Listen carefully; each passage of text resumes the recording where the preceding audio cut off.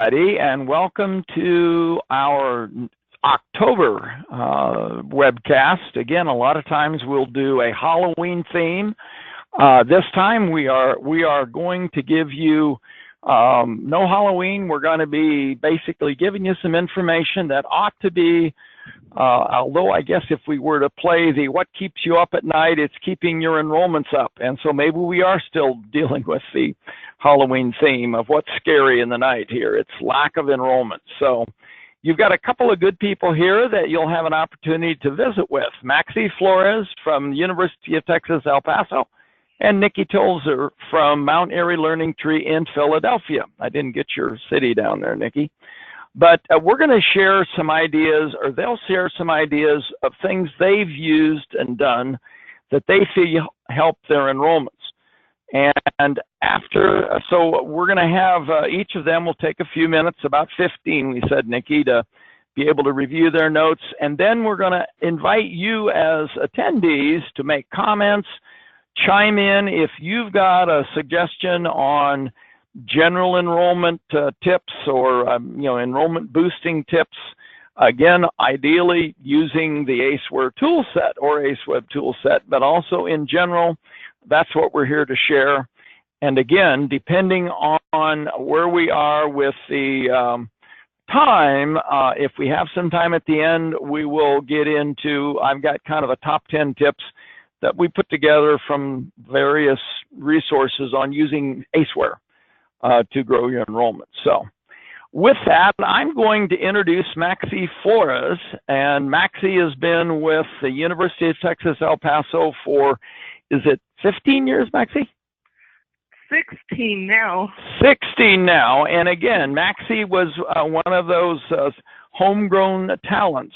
She went to college there, was I think a student worker in the unit, and ended up moving over where now you're, I think it's director of business operations. Pretty much. That's a good. Pretty much. So I'm going to let you kind of take a look at this this information here, Maxie. I'm going to turn the presentation over to you and let you start to share some of your thoughts. So if you've got that slide up of your top tips, folks will see that in just a minute. And I guess I should ask folks, if raise your hand if you can hear me. I want to make sure we got audio. Folks, oh, we've got audio, very good. Never mind, folks, put your hands down. So, Maxie, take it away. Okay. We can see you. So I thought I had my tips. I've got 4 tips for you guys. I'm going to start with our discount days. So what we did was we really looked at our calendar to try and find the months or the times of year that we don't normally have a lot of enrollments or income. And of course, January is always that month, right? Because we just spent all our money in Christmas and the holidays. And so we did an appreciation day, and it started off as 1 day, and then it went to a week. And now, as of this year, we did a whole month. And so this year we captured $177,000 that we normally would not have captured in January. And it took time to grow. Yes, it took time to grow and get there, and patience, and kind of just tweaking everything. But we did it, and then we also just did it online because in El Paso we're still a little bit behind the times. We're catching up on everything. But we still didn't have a lot of online registration. So in order to get this discount, you had to do it online. We gave them a discount code, which ACEware or Student Manager is, easily programmable. So it does it, and it takes care of the discount for us, and we don't do anything. The participants do it all. We do have some exceptions because we do have some classes that we do have certain materials or fees that we can't really do anything with those discounts. But so January is a big month for us now. Before it was sad and we were sweating it, and it was like, but it's just the beginning of the year. But now we've got January pretty much sewed up.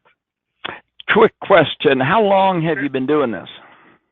About 5 years now. Cool. Very good. So, yeah. And then our next discount days, this is a rather new one, but it's for the kids. We started taking advantage of spring break. No one's here on campus, so we decided to bring everyone back to campus, mostly the kids. And so we do what we call Mini Minor Mania and our Saturday camps. And we give them $10 off the spring break camps and 10% off the Saturday camps. This is also only online. So we have actually moved up in the count, I think, up to almost 50% online. But we do have some programs that keep that number low because they have to register in person. But we're moving it up. El Paso is taking the challenge of online registrations. Super, super. Very good. And I just wanted to show you different things. These are some of the same things, but we use them for our social media. I just want you to see how some of our consistency looks. And then our next one, our big one, is our summertime. Quick question. Sorry. How do you communicate this to your people? Is this website and direct mail or email blasts or what? So we do everything you can think of. We put it in, they look like little ads in our catalog, which I'll show on our website. We put it on our website. We have this little like carousel banner that does it. We put it on Facebook, Instagram, LinkedIn, Twitter. So we try and send it everywhere. We do mass emails through Student Manager. You name it, we do it. If we haven't, we'll probably figure out that that's what we need to do next. Very good. Yeah. Then our summertime, everyone thinks we're on vacation because it's UTEP, but we are not on vacation. We do 9 weeks of youth camps, and we started this actually like 12 years ago, but around 2010, we kind of revamped everything, and we started doing a summer kickoff. We did it for about 5 years in person. We had this huge like one-day event, and then it just got too big for us. We started the first year at $20,000 in income that day. Now we do 2 events, one early bird and one which we call a summer kickoff, which I'll show you next. But together in those 2 events, we get about $80,000 in income. And so the early bird is so that people who want to register their kids for the camps can do it early. We want them to do it early because even though we're giving them the discount, it's helping us plan for the summer. We have over 200 kids every day for 9 weeks. And so in order to make that happen, we have to pre-plan. And these discounts help us pre-plan. So before summer even comes, we already have maximum enrollments in most of our classes. Sweet. Yeah. So April is the early bird. They get $10 off certain camps. And then we still give 10% off the rest of our classes. Parents still have things to do, things to learn. So we still give 10% off the other ones and $10 off for the kids. Very good. And then Very good. Yeah. And then about a couple weeks later, we do the kickoff one, and it's a whole week. And again, online registrations. We're really pushing this online. It makes it easier for us because then we can do some of the other things we need to do to make everything happen. And you can see the same color, the same feel, the same discount. The promo code goes straight into Student Manager. They see it on ACEware. If they don't have the code, they can call us, and we'll be glad to give it to them. A couple of people have asked about having this to look at later. And again, folks, remember we are we're recording this, and I'll also see about getting these slides of Maxie's added to my slide deck. So carry on, Maxie.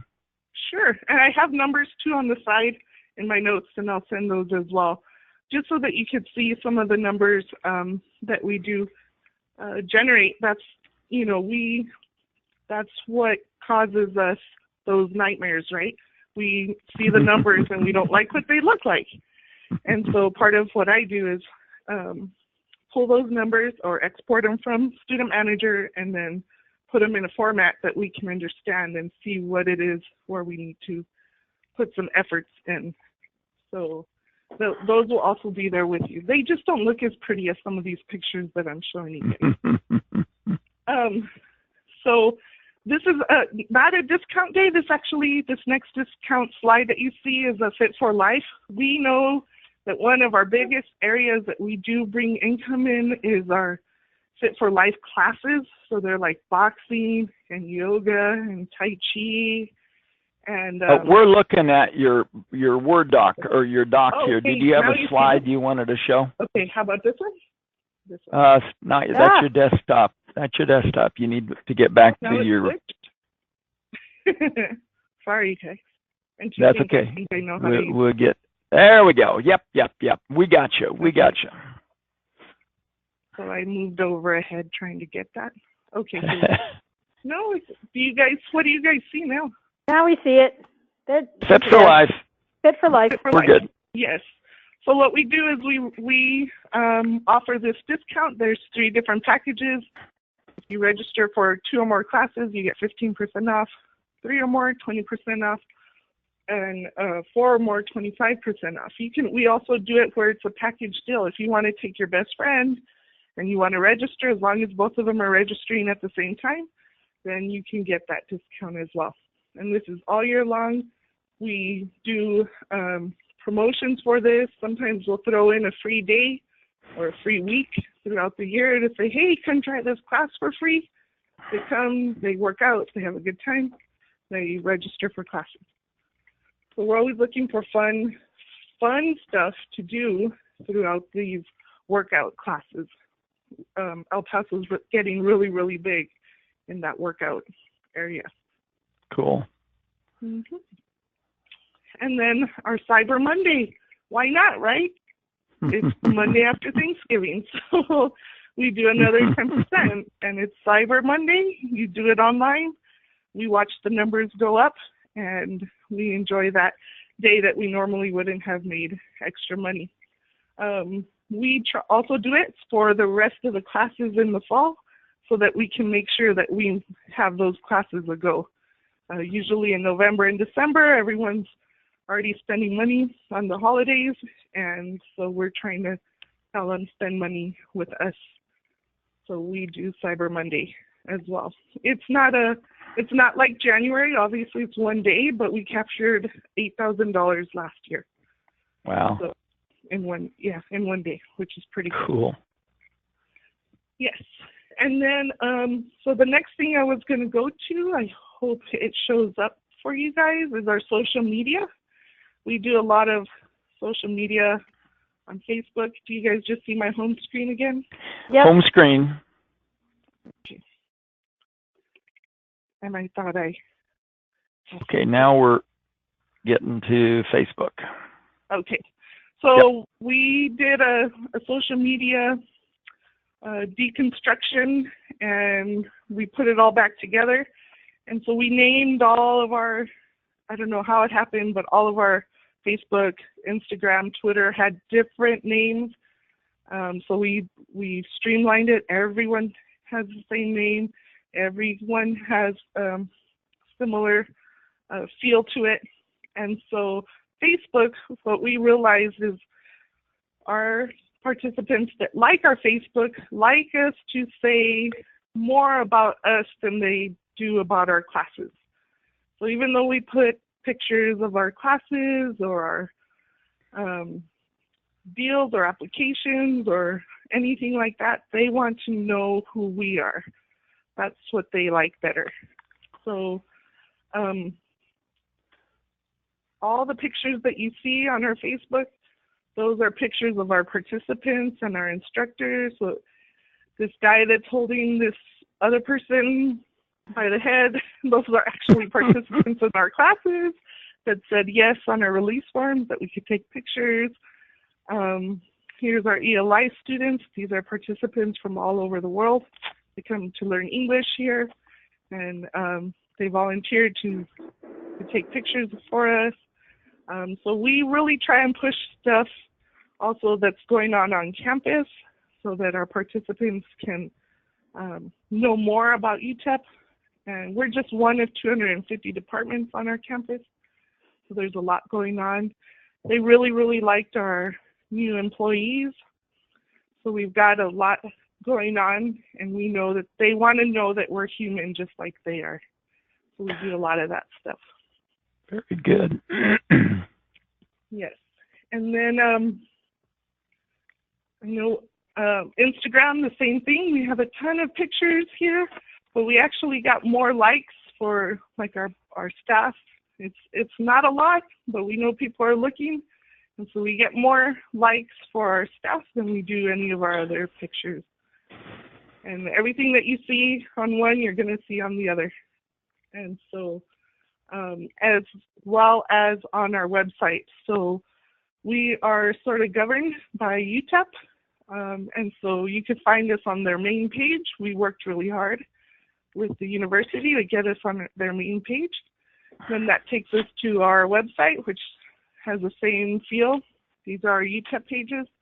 And then ACEware has their own pages that we worked with ACEware to create our ACEware pages that look very similar to the UTEP main pages. We wanted to make it so that our customers don't go away from our website because they think it's a different website. So we worked really hard with that, with everyone to make that happen, and it helps a lot. So hopefully all of that information sinks in later on and everyone can ask questions. Very good, very good. Well, I don't think we had a couple questions early about wanting to make sure they had availability of those coupons. And like I said, if you're okay, Maxie, send us that Excel spreadsheet that had, or your PowerPoint, and I'll append that to my PowerPoint so that it'll go on the final recording of the presentation. So I'm going to grab I'm going to go ahead and make myself the presenter. I think that's the organizer, me. I am the screen presenter. So again, this is Maxie, and I'm gonna, in a second, I'm gonna give you to Nikki Tozer. And Nikki has been with Mount Airy Learning Tree. Now again, UTEP is a traditional university continuing ed. Mount Airy is a community-based. It's independent, again, not connected with any university or public institution. It is a nonprofit.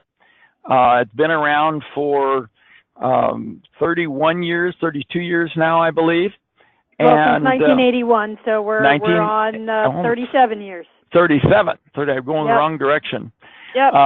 But again, and again, they're doing, if you look down at those numbers, you'll see almost over 5,000 enrollments, and they have 3 staff that are 3/4 time. So again, they definitely get a lot of stuff done. And I'm going to, Nikki, turn this over to you. So in a second, I'm going to make Nikki the presenter, and these are Nikki's nuggets that she's going to be talking about. So Nikki, you will be getting the invite to be the presenter.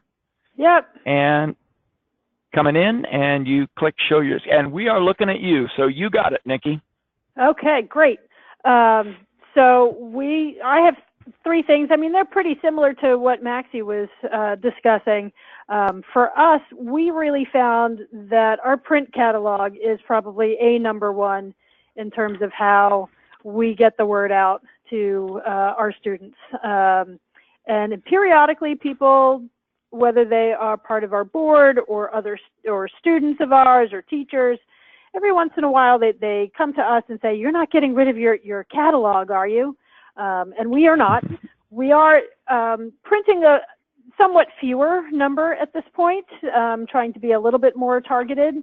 So we're printing 69,000 catalogs, and 62,000 of those get direct mailed. The rest get distributed to the kind of business districts that are nearby. And when people call and they say, "We'd like a catalog mailed," then we have those available to mail out. And obviously we are getting the names for the print catalog, just the direct mail, a good portion of those are the addresses within Student Manager itself. The company that we use to print the catalog, they then supplement that with mailing to resident within various carrier codes. So we get up to the 69,000. So I don't think I actually have anything that has our website has our actual catalog photo right in there. You guys see that? Yep. Okay, so this is the front cover of our catalog. It's 80 pages in the fall and about 76 pages in the winter and spring. And so that is probably our best way of letting people know what is going on. In addition, what do we got? We've got email blasts. So ACEware always likes our email blasts and lets us know that we're doing a nice job. So that is now going to out to about 8,400 email addresses. And we are getting those email addresses straight out of Student Manager, and then anybody else who is signing up for our email on our website. We've got 2 special events coming up, so this is our last email blast from last week. So this has gotten quite a few people to register. They don't always work, to be honest. Often we do a list of upcoming classes or classes by theme. But our historic house tour is now in its 9th year, and people are really digging going into other people's houses and having a look around. It's a pretty historic area where we are.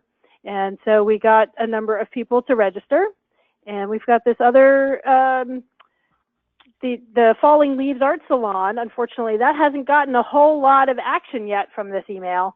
So we're working on it.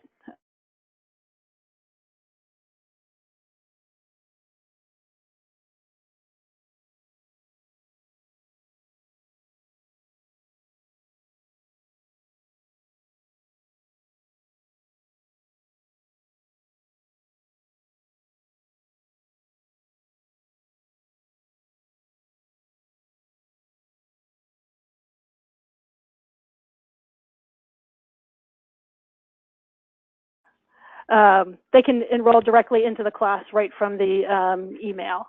And as Maxie was saying, this is our ACEweb portion of our website, and Lindsay at ACEware did a great job of making this part look like this part as soon as it comes up.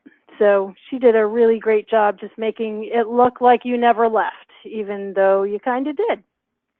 And again, I'll jump in, Nikki. This is the Extreme Makeover, and I think some of you that have ACEweb may have heard that, and a lot of you do have that.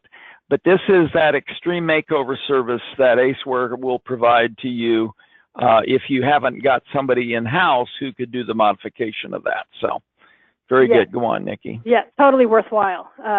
So Lindsay did a great job. It looks pretty seamless as far as we're concerned.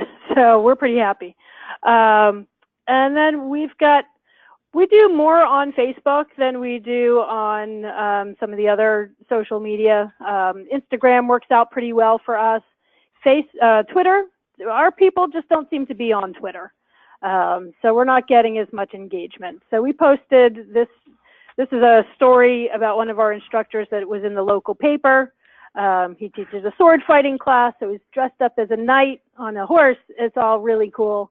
So we just posted this today, reached 52 people. So that's kind of nice. But again, our house tour probably is getting the most engagement, and it's loading slowly on my machine. Hopefully it'll go soon. But we experiment with doing ads, doing some events. So we created an event for the house tour, and we've boosted the event. So this isn't showing quite as much. but you know, it reaches some people, and it has turned into some enrollment and registration for it. So we're Nikki, I'm going to pause you just a second. I'm going to pre-invite folks. Again, if you've got comments that you'd like to make about projects you're doing or programs that you're doing, jot them in the text file. I believe I can, Sharon, give them that person actually the microphone so that you could actually explain it a little bit more than just in text. So, or questions certainly for Nikki or Maxie on this. So I wanted to just let people know to begin to thinking about the questions already, Nikki. So, all right, carry on. Carrying on. So my coworker, Sunny, she actually does most of the social media stuff, but we all kind of chip in and where needed, when needed. So our Instagram page, we're up to 723 followers and lots of posts. Again, here's our guy on his horse, and our house tour. So that's 12. We just posted that today. 42 likes on this one, 24, 35. We get a good mix of people who are interacting with our social media. We like to do probably a bit more on what we're doing than some of the local stuff. But this village fair was one of our was a local event right up the street from us where we participated in it, but we weren't running it. And so we kind of like to get some stuff and experiment with what it is that we're putting up there. Let me see what else there is. Yeah, that's mostly what we're doing and how we're trying to get the word out and trying to be consistent like Maxie, but also regular. Our email blasts are about once a week or once every other week. Obviously, the print catalog just comes out 3 times a year. And social media, like I said, Facebook, we're a little bit more active on. So that'll be a couple posts a week. And Instagram is probably more like once a week. But trying to just keeping our name in front of people, even if we are advertising a particular class, if it reminds somebody that they were interested in a different class, then they'll go online or give us a call and register for whatever it was that they were thinking about. Very good, very good. Well, again, folks, attendees, if you've got questions, feel free to ask them. I'm going to, Sharon and Maxie, you have any things you'd want to bounce off to Nikki about, or vice versa? Nikki, a follow-up you might want to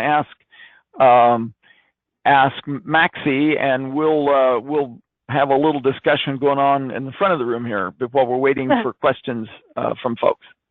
Well, Maxie, I was curious for like your Cyber Monday or your like one-day deals about how much in advance do you get the word out that you're having that kind of promo?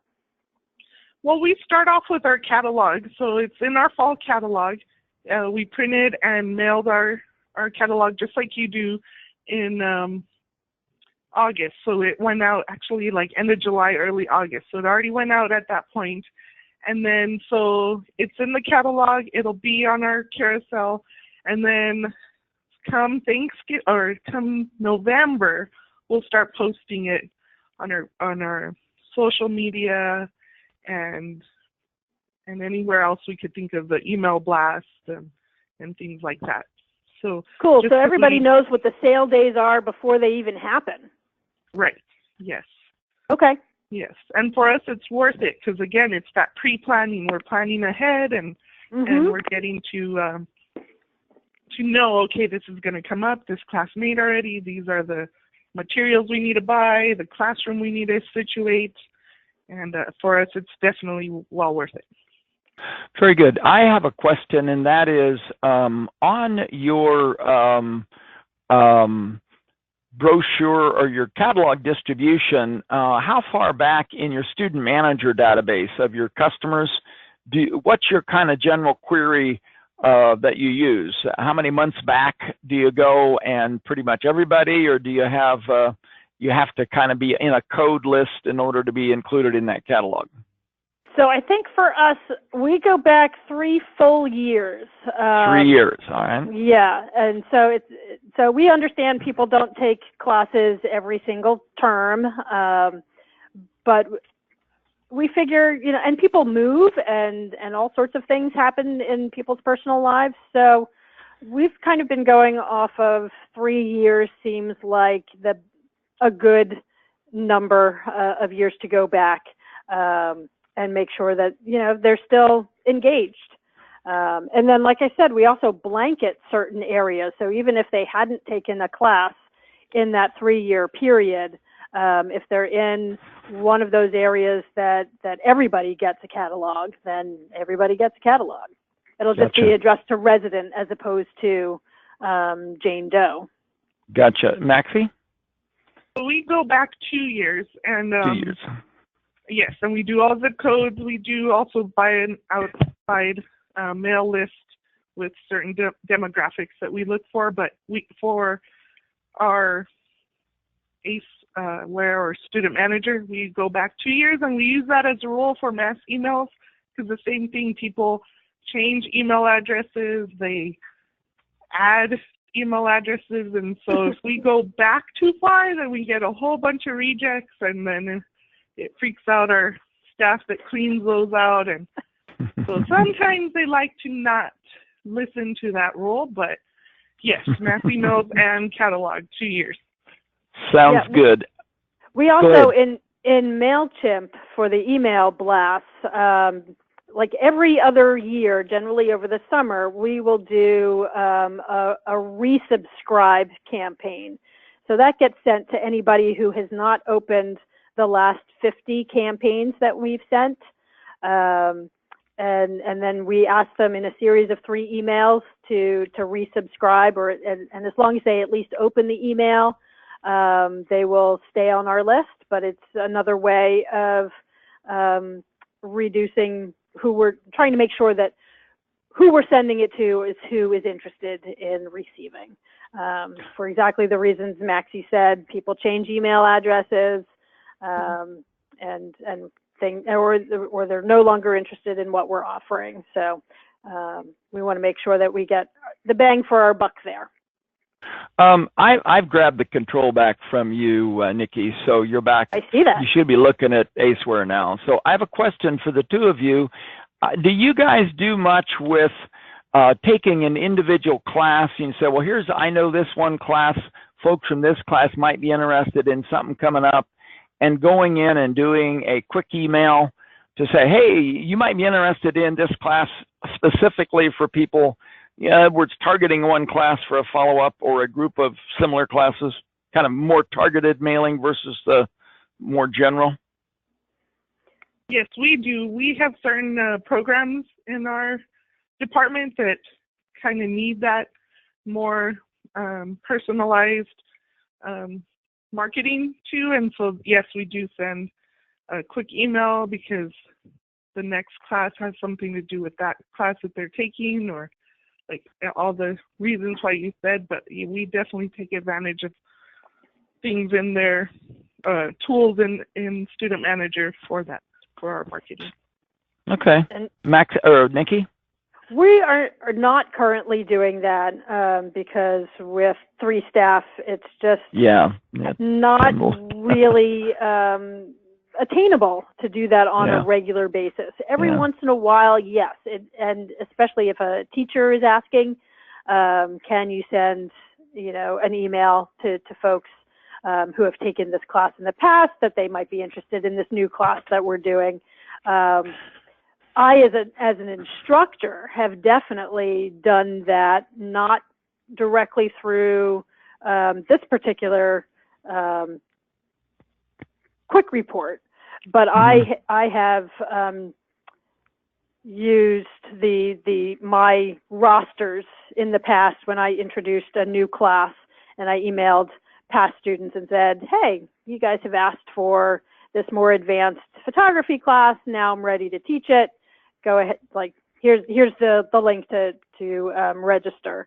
Now, is this what you're talking about, Nikki, the instructor login, where you could go in and then you could pull up a class you've taught and say, I'm going to be also teaching this next class on so-and-so?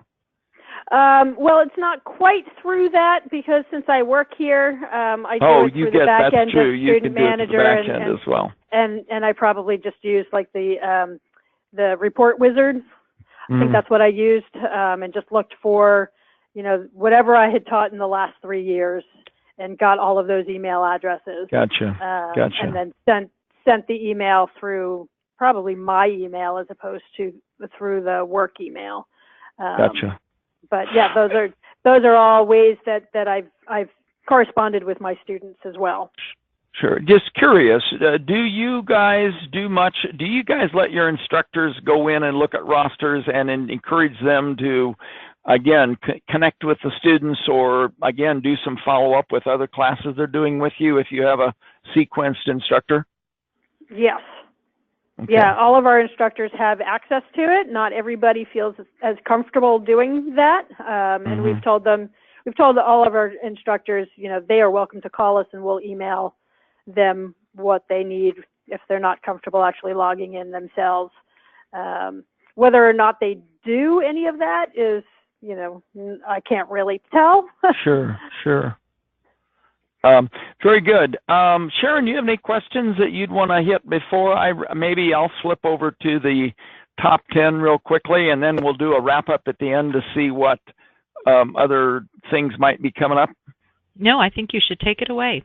Take it away. Well, excellent job for you two. We'll come back in just a second, but I think I'm going to flip over to the PowerPoint again. And so again, we've got a couple of content experts, and I want to clarify that both Nikki and Maxie have been recipients of what we call the ACEware Champion Educator Award. We present 2 each year, and so this is a special group of folks who really have basically used Student Manager and ACEweb to, we think, pretty much to capacity to trying to get their jobs done, and you can see the results of what they're doing. So, I wanted to share in closing then, we got about 15 minutes here of kind of a top 10 list of what ACEware can do to help you grow. And again, about Jack and the Beanstalk.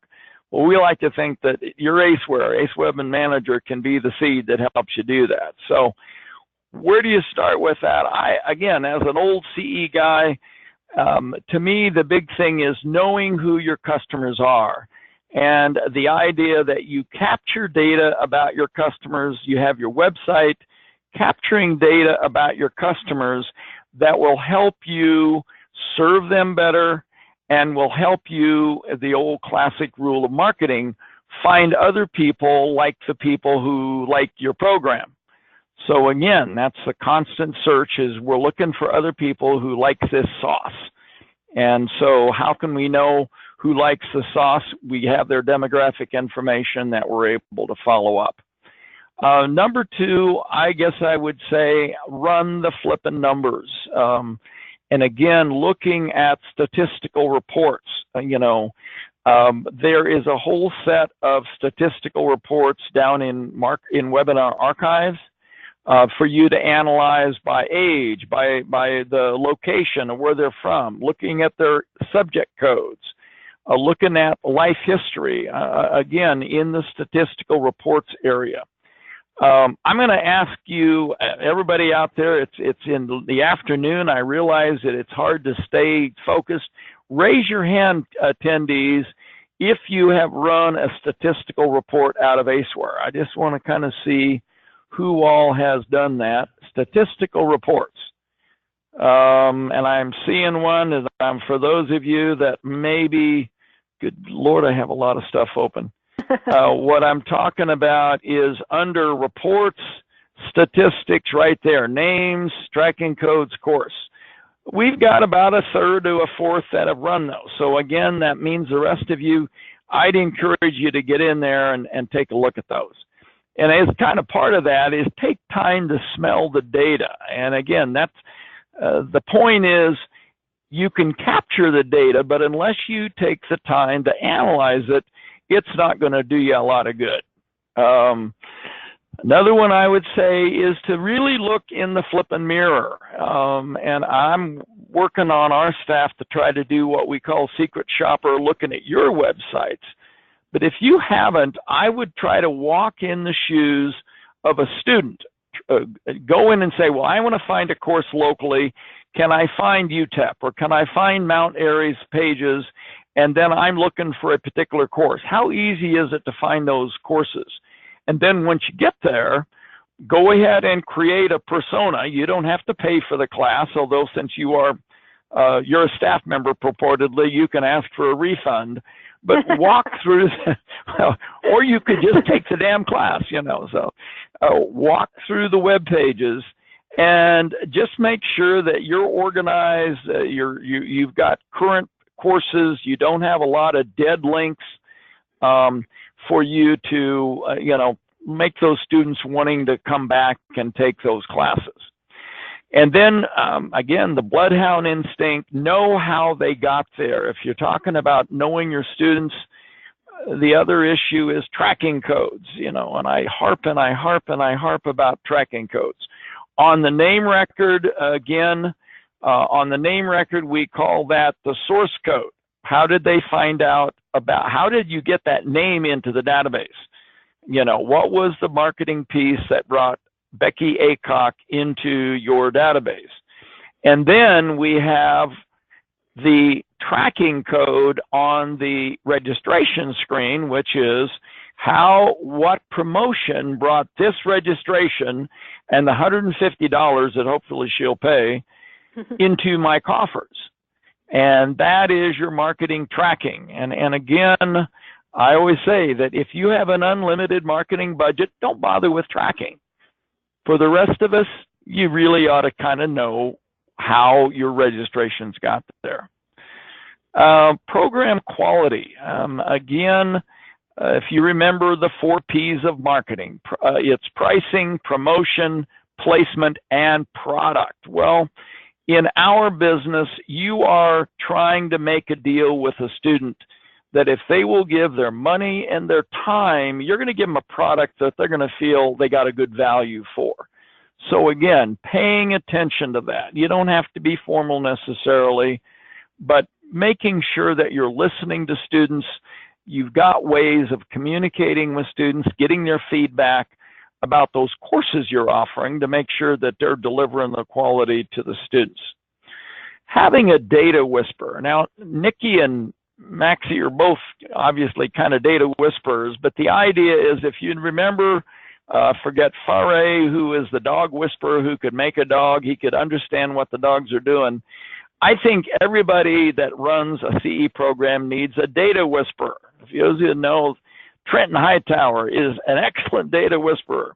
But the point is somebody who is going to take the time to look at the statistics, to count the numbers, to analyze the placement, to be able to, make sure that your program results are coming in and that doing the evaluation data at the end, again, smelling the data. Keep fishing for new leads. And again, everybody knows that your best customers are the folks who have already your customer. They're going to come back, more likely to come back, but you're always going to need fresh bodies. You need new people coming in. So working on trying to gather new names from sharing mailing lists with people, sharing association member lists, doing things like making sure that you implement the ACEware sign-up feature so that there's a place to capture, keep me on your mailing list. Now, again, I'm going to ask Nikki, I'm going to ask everybody, and Nikki, and raise your hand if you have some kind of a add my name to your mailing list or the newsletter list on your website somewhere. All right, yep. I'm seeing a couple names. Okay, that was Nikki. Maxie, you're in on that. So only about, again, maybe some of you aren't tied in here, but only a half a dozen of the group have did that. So if you don't have another way to do it through maybe a constant contact or email chimp link, make sure you can use the ACEweb's internal sign-up feature. The other thing I would say is, as kind of Nikki has said, with the makeover or working on your course descriptions and your faculty bios, part of the image that you present to the student is that you've got cool stuff going on.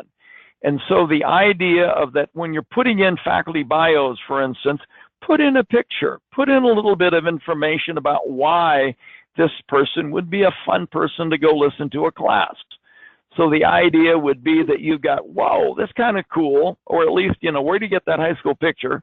Or a blank name that's like, meh, you know, if all they know is the name, unless you know Sarah personally, what's there to say that you really need to take her class? And then finally, and this is, you guys all know this, I'm preaching to the choir, you're here listening, trying to learn about how to use ACEware, but the idea that generating enrollments really is hard work. And I don't care how much, you know, Sharon tells you that, oh, ACEware will solve all the world's problems. You really have to work the system, whatever you've got, you know, to make those, you know, jack those enrollments up. And you could see the amount of work that Nikki does with her newsletters and the amount of stuff that, you know, UTEP does with their promotions that kind of generate those in. So, well, that's kind of my quick top 10. Wow, Sharon, I blew through those. We've got a few minutes here, guys. You're welcome to bail. I want to remind you, next month we have a software update, and we're doing a 3 in a row now on ACEweb. ACEweb I&I settings a week from yesterday or so. But I'd like to toss out any other questions that you might have. Nikki, Maxie, questions for each other. I have a question for Nikki and Maxie, and that is, have you guys used the zip code radius or the mapping tool to kind of try to map where your students geographically are coming from?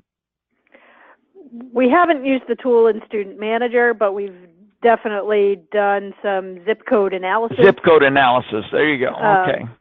So we just haven't used the mapping feature. Right, right.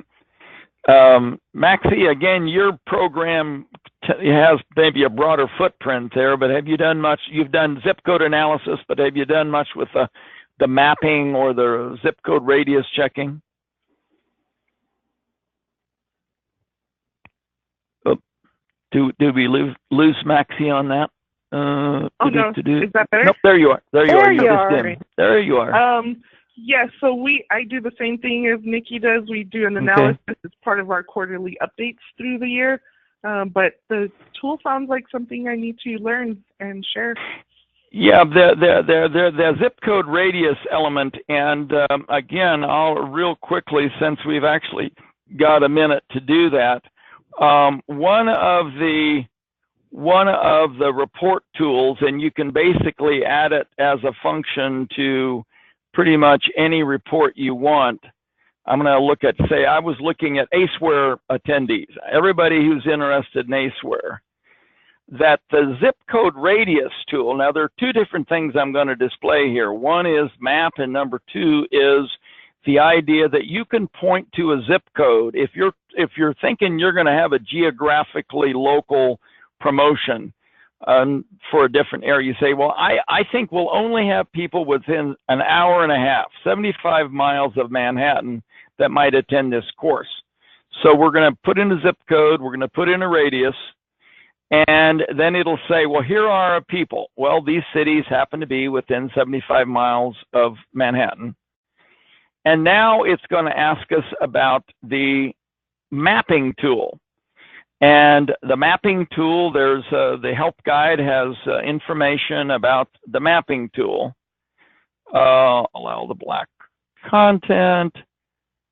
And so what it'll do, it'll actually give you a Bing map of the people relative to Manhattan, Kansas. So here is Manhattan, where is Manhattan? There's Manhattan, get over in the middle. Here's Manhattan, Kansas. And so it'll show you not only their site, but it'll give you the name of the person who lives at that particular pinpoint, if you would. So again, and maybe for specialty programs for looking at 5,000 people, that would get to be mind-boggling. But if you wanted to kind of break out your classes by a subject matter area and say, I want to target my kids' programs, where are the kids coming from for program X, Y, or Z? That's the mapping tool. So hang on a second. I have a question coming in. If I can get to it, you got to hang on. Annette, I was trying to open your question and now I can't find it. Questions, here we go. I missed the question here. I had a question for the two of you, Maxie and Nikki. When you do a promotion, and like you said, you put a Facebook page reference for a program, or you put in a coupon on a given day, how do you measure the effectiveness? You just look at like Cashbox for income that day, or you do a statistical report of how many registrations came in that day? How, you say, well, you've generated X amount of money, or was that based on using the promo code in your case, Maxie? Yes, we use the statistical reporting for that. Okay. And we look at a bunch of different things. We even look at, did people actually use the discount code? Okay. We still have registrations there that could have had the coupon code and they didn't. And so that's consistently at like about 10% of our registrations that could have gotten a discount but didn't. Gotcha. Okay. Mm-hmm. Nikki? Well, we're much more anecdotal, so it's more about like when we send out the email blast on the special events, did we see a bump in registration for those particular classes and events that we were promoting? And we definitely did for the special events. We don't generally see much of an uptick on the email blasts that are just about the classes, unless we are announcing, hey, now registration is open. Gotcha. People are looking for that email, and that's the one that gets opened the most when we start enrollment for a term. Everything else is just, maybe there's a bump.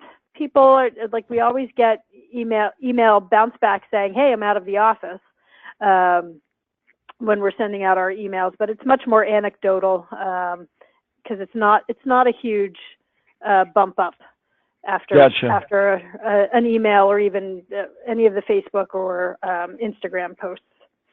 Right.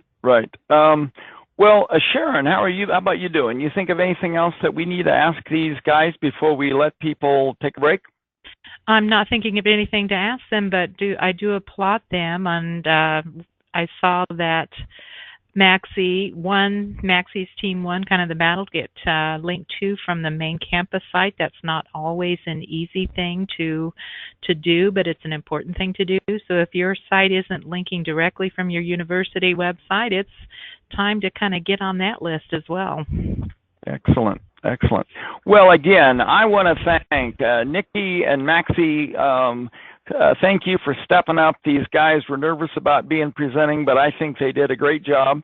I will get the PowerPoint, and like I said, add that to my PowerPoint. That'll go up on the website when we get the recording posted. Thanks to everybody who participated. And again, if you've got questions, there is the contact info for these guys, and they are good folks. They'll be happy to help share some ideas that if you want to pick their brain on some specific items. So again, everybody have a great afternoon. Enjoy the fall weather. We hope it's nice in your neck of the woods, and we will look forward to seeing you next month. Have a good week, everybody. Bye-bye.